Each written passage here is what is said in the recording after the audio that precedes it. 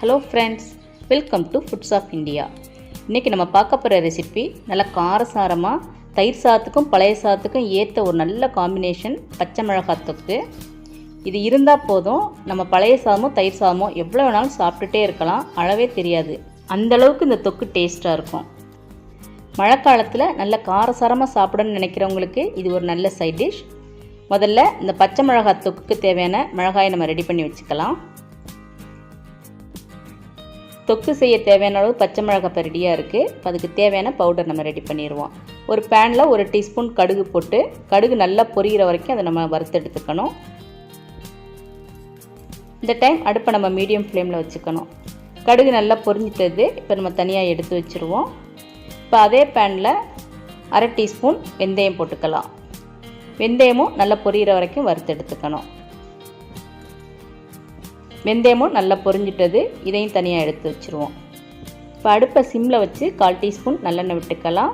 1/2 teaspoon அளவுக்கு கட்டி பெருங்காயம் போட்டுக்கலாம். கட்டி பெருங்காயம் இல்லை, தூள் பெருங்காயம் தான் இருக்குது அப்படின்னா நம்ம அது இந்த மாதிரி வறுக்க தேவையில்லை. நம்ம தொக்கு செய்யும்போது அந்த பெருங்காயம் போட்டுக்கலாம். இப்போ மிக்ஸி ஜாரில் வறுத்ததை போட்டு நல்லா பொடி பண்ணிக்கலாம். இந்த மாதிரி பொடியாக்கிக்கணும். இப்போ அதே மிக்ஸி ஜாரில் எடுத்து வச்சுருக்க பச்சை மிளகாயை காம்பை எடுத்துகிட்டு ஃபுல்லாக போட்டுக்கலாம். பச்சை மிளகாயை ரொம்ப நைஸாக இல்லாமல் மீடியமாக இந்த மாதிரி அரைச்சி எடுத்துக்கணும். இப்போ நம்ம தொக்கு ரெடி பண்ணிடலாம்.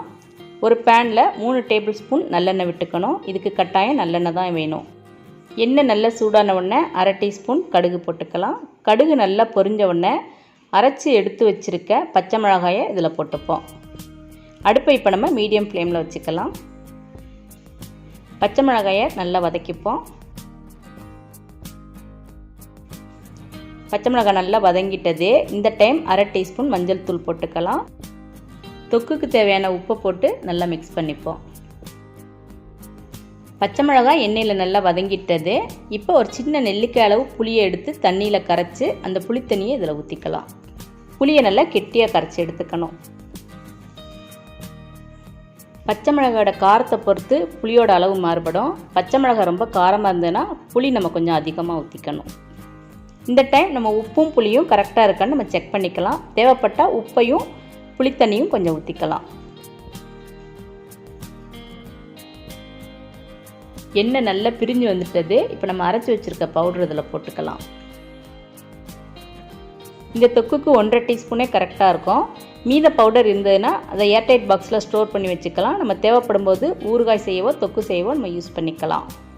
இந்த தொக்கையும் ஃப்ரிட்ஜில் நம்ம 3 மாதம் வரைக்கும் ஸ்டோர் பண்ணி வச்சுக்கலாம். இப்போ நம்ம 1 டீஸ்பூன் அளவுக்கு வெல்லம் போட்டுக்கலாம். இது புளிப்பு சுவையை பேலன்ஸ் பண்ணிடும். இப்போ வெல்லம் நல்லா கரைகிற வரைக்கும் இதை நல்லா மிக்ஸ் பண்ணிக்கலாம். இப்போ எண்ணெய் நல்லா பிரிஞ்சு வந்துட்டது. இந்த டைம் நம்ம அடுப்பை ஆஃப் பண்ணிடுவோம். இப்போ நம்மளோட காரசாரமான பச்சை மிளகாய் தொக்கு ரெடி ஆயிடுச்சு. காரம் ரொம்ப பிடிச்சவங்களுக்கு இந்த பச்சை மிளகாய் தொக்கு ரொம்பவே பிடிக்கும். நீங்களும் இந்த பச்சை மிளகாய் தொக்கு ட்ரை பண்ணி பாருங்கள். இந்த வீடியோ உங்களுக்கு பிடிச்சிருந்தா லைக் பண்ணுங்கள், ஷேர் பண்ணுங்கள். இந்த சேனலை சப்ஸ்கிரைப் பண்ணுங்கள். தேங்க்ஸ் ஃபார் வாட்சிங்.